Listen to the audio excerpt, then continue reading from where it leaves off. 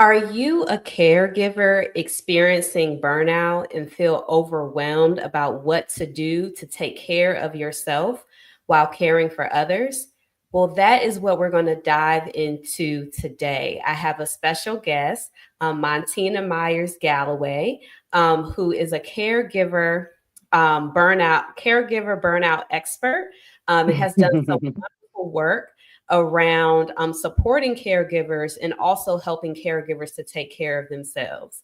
So, if you're joining me for the first time, please like the video. Please share the video with someone that you know of who is experiencing caregiver burnout. And then please subscribe to the YouTube channel and then also my newsletter. I have one coming out today.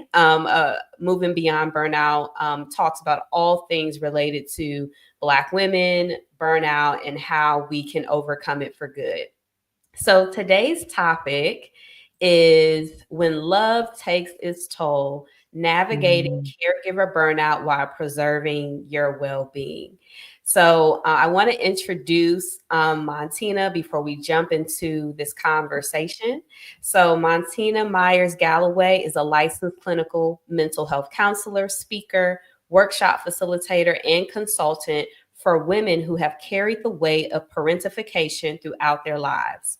Her notable TED Talk, Why Black Women Should Stop Being Responsible, has challenged the silence around parentification and mental health within the community, opening up essential conversations.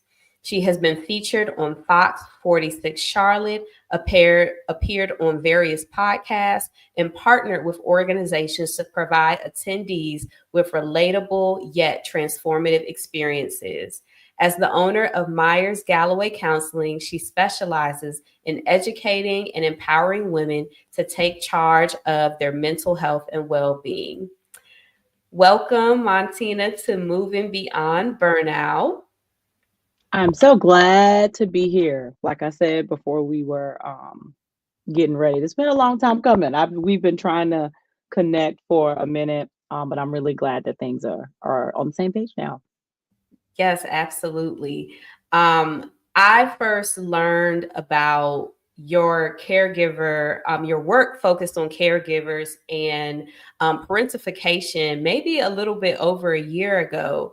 Mm. Could you just share more about like yourself and your journey to supporting caregivers in the mental health space? Hmm. Sure.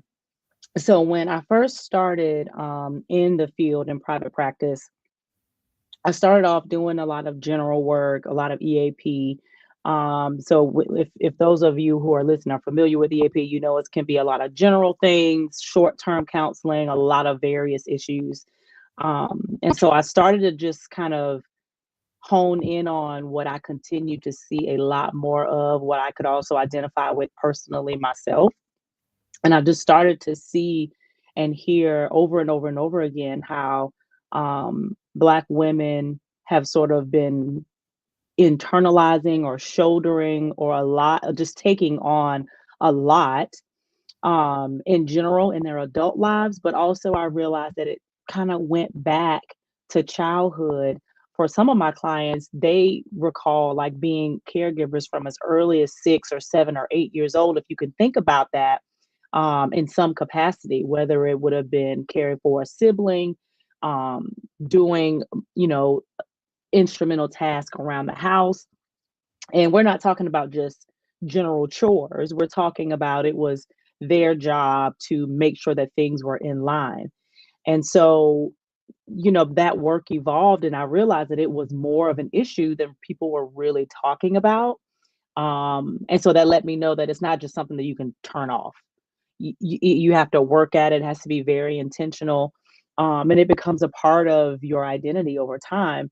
And so that was the one topic that really made me upset enough about to talk about out loud, to work to try to put aside my own fears, to bring some awareness to it.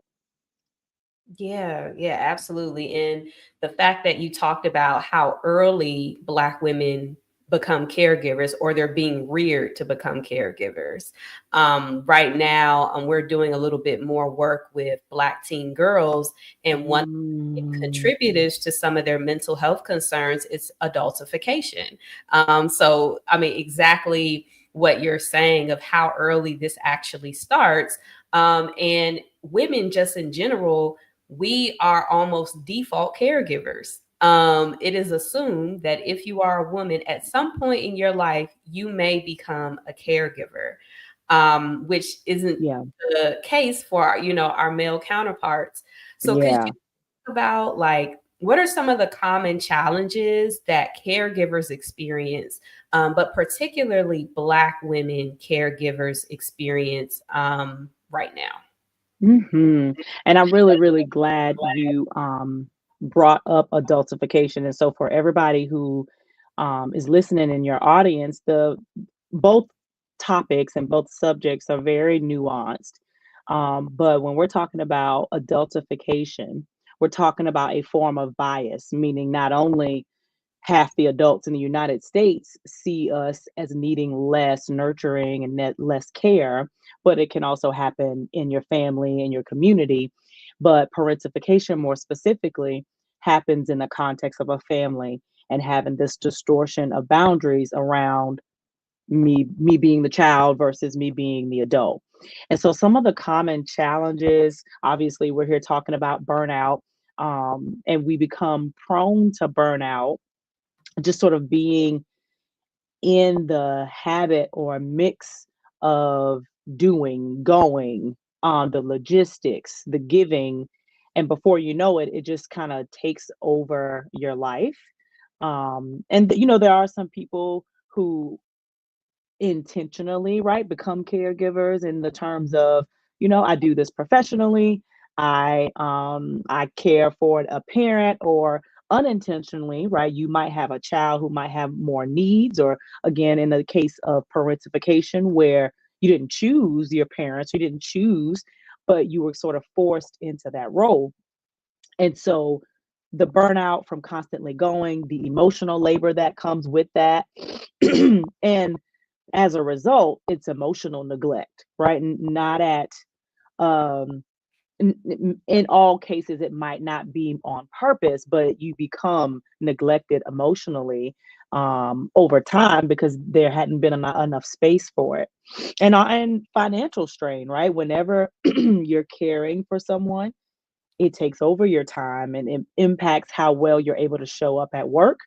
I was reading an article the other day, and it said that it was like over 100 million caregivers in the US, and like 5 million parents, excuse me, with special needs children, or like some large number. And it's like, well, this is an issue. So it just helped me understand all of the symptom of it, but it's just like it's not as well understood, and there's probably not of a lot of accommodations for it. But kind of getting back to your questions, common challenges: the burnout, the emotional neglect, the financial aspect, and guilt for just having your own needs all together. Mhm. Yeah, yeah, absolutely. And I like that you also talked about the wide range of caregiving, because a lot of times when people think about caregiving, they're usually thinking about a elder, but they're not thinking about caring for special needs children. They're not thinking about career fields. They're not even thinking about caring for people who may be siblings, right? Or even cousins. It's usually when we think about Mhm. parents. So that 100 million number to me is not surprising, Mm, because caregiving, I think, touches so many aspects of our lives in ways that we don't realize.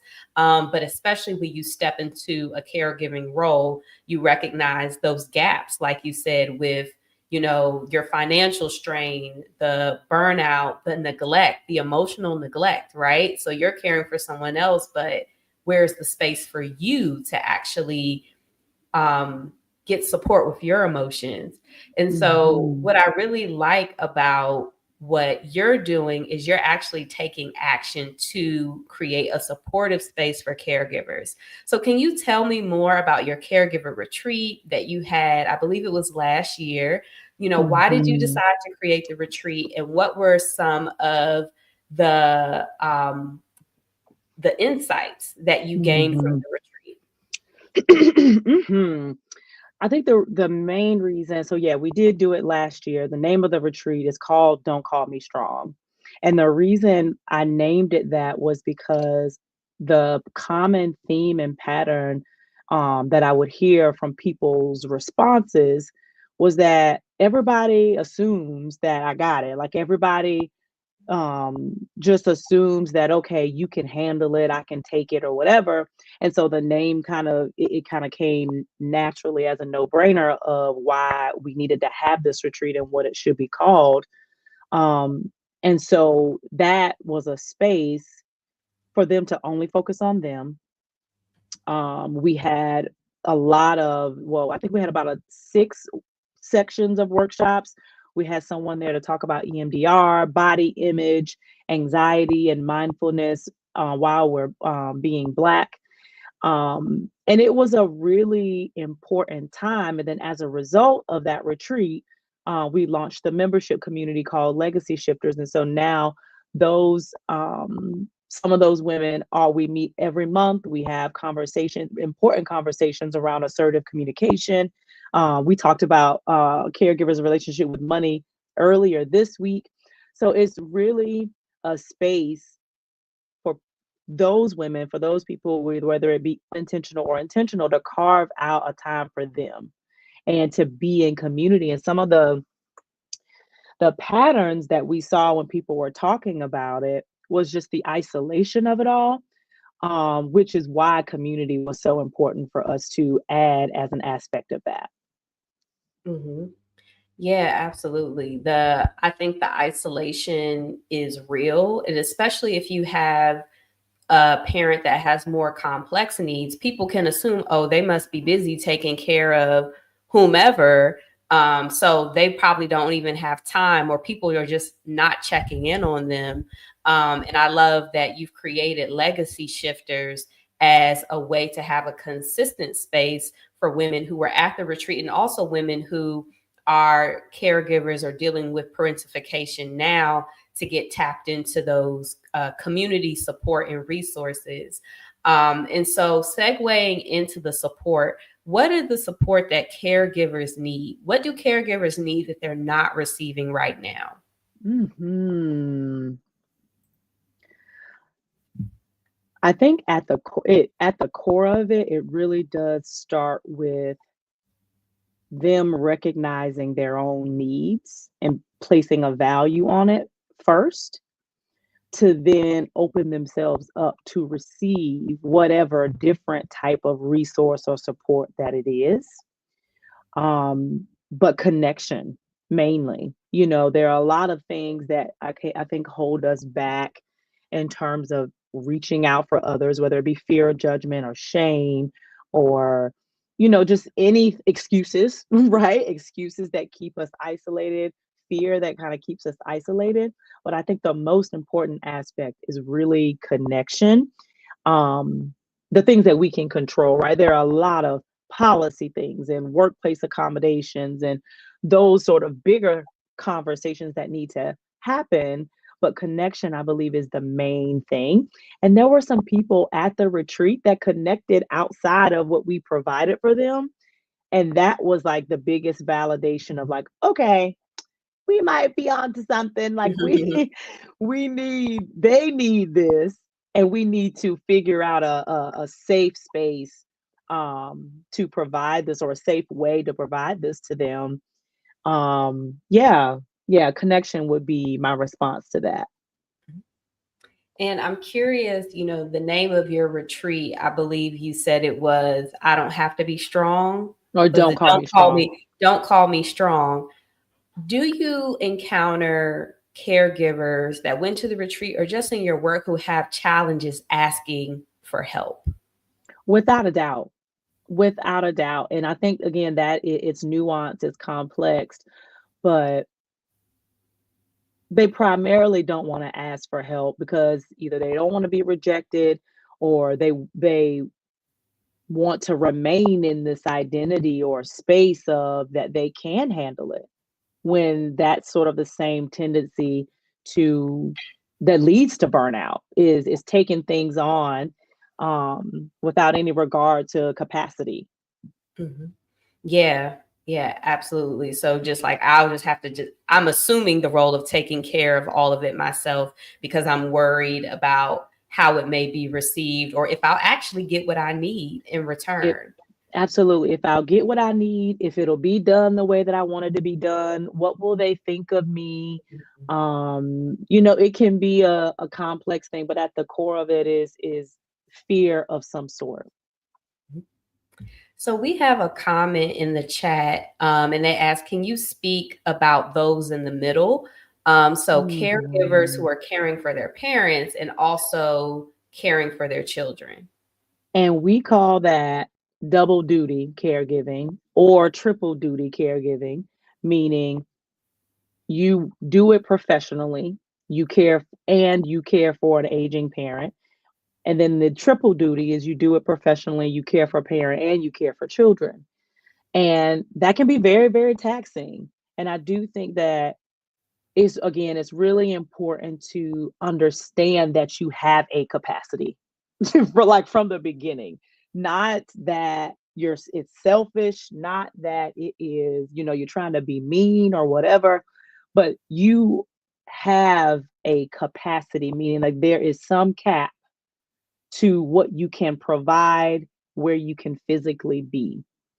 Um, and I think there is this rough season that we all kind of have to go through, where you have aging parents because people naturally age, and you have your own children and obligations. And so the best recommendation I would give is to make sure that you are doing your best to cover your basic needs at the very least. Getting good sleep, drinking water, and I think we might negate the importance of those small things, but they are really important to just the functioning of our body, and the endurance that we can have throughout the day. Mhm. Yes, thank you, Valerie, for that question.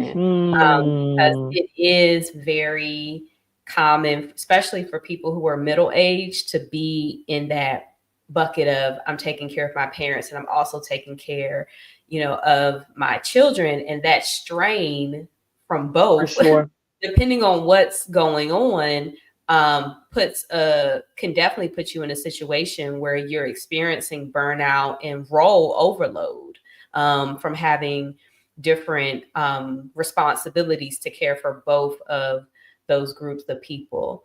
Um, Mhm. what are, some tips that you would give like Black women caregivers who are experiencing burnout right now? Mhm. In the various scenarios that we've gone over today. But what do you think are the biggest focus areas that Black women caregivers should be honed in on right now if they're experiencing burnout? Mhm.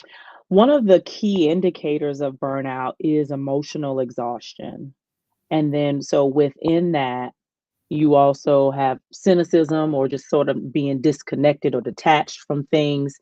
And, you can be burnt out in various areas, not just work, but family. So, again, essentially, the way I describe it to people is like more is going out than is coming in. So, in order to work to reverse that, more things have to come in than go out. And so that looks like and sounds like being comfortable with saying no, being more being okay with disappointing others more than you are okay with disappointing yourself.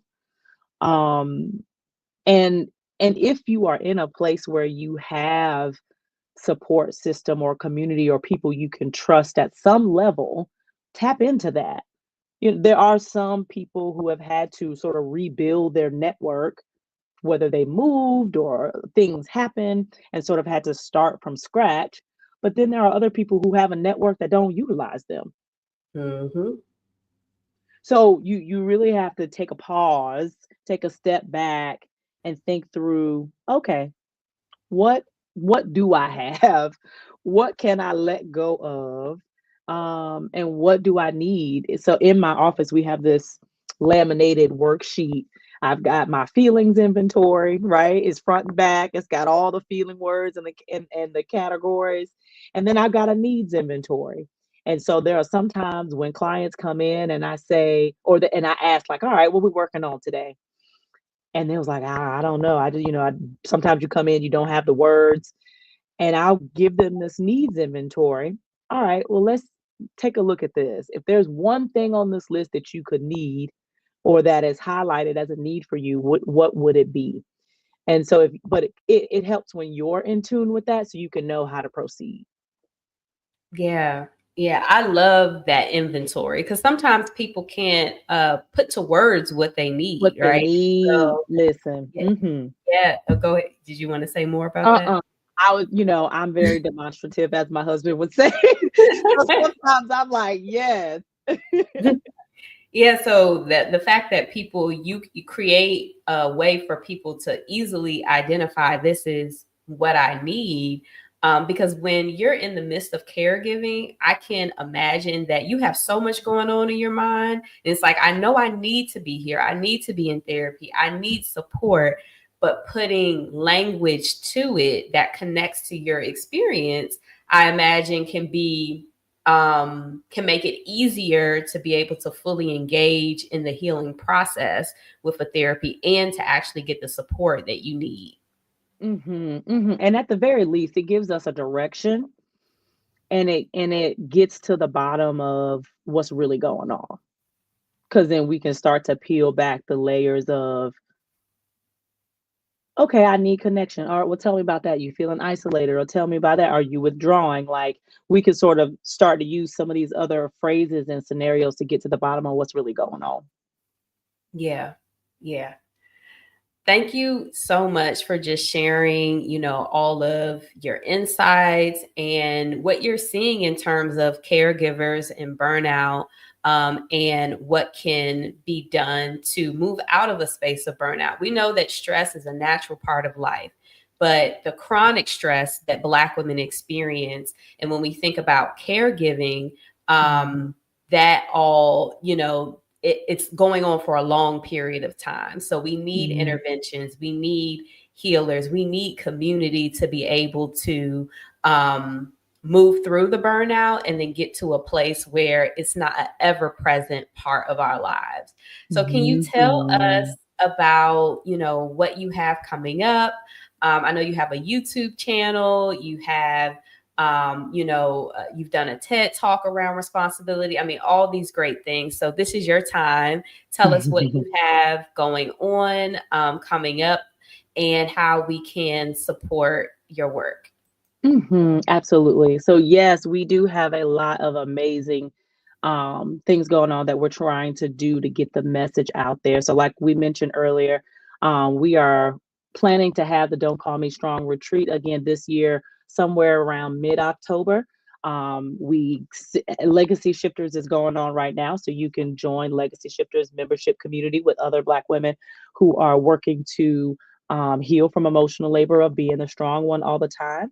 And I have an amazing weekly newsletter that is entitled the Responsible One. So that is for people who want to reclaim their time, their voice, and heal from unhealthy caregiving. Great, great. Thank you. And so I have Montina's YouTube channel or Instagram. Her company is Myers Galloway Counseling. So if you're in North Carolina, I don't know if I have any Southerners on the call.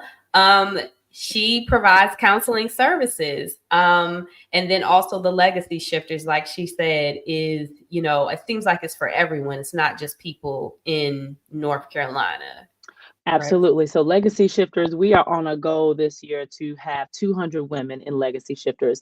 And since I read that article this week, there are 100 million of y'all out there at least. So, I know to have 200 people, 200 women who deserve it, who need it, is no problem. Yes, absolutely. So thank you so much for being here to talk about this very important topic. I think caregiver burnout is almost like an invisible burden that isn't talked about, but it's Yeah. so important and it's so essential because I said earlier and what you said, there's a lot of caregivers out there. And so next topic, in 2 weeks, I'm really excited. I'm going to have my mom on. So in That honor, is so great.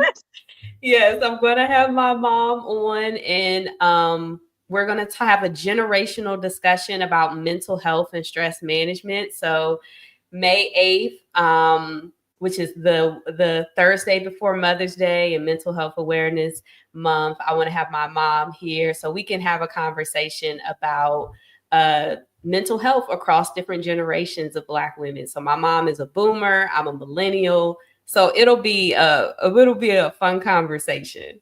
Oh, I'm Um, tuning in, girl. Um, so yes, please join me every other Thursday for Moving Beyond Burnout. Please like the video. Please share with people who you know who are dealing with all different types of burnout.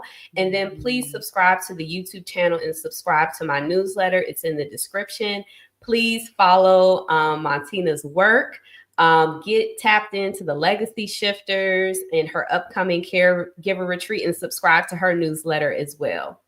So I will see you all in 2 weeks. Take care and be well. Bye. Thank you.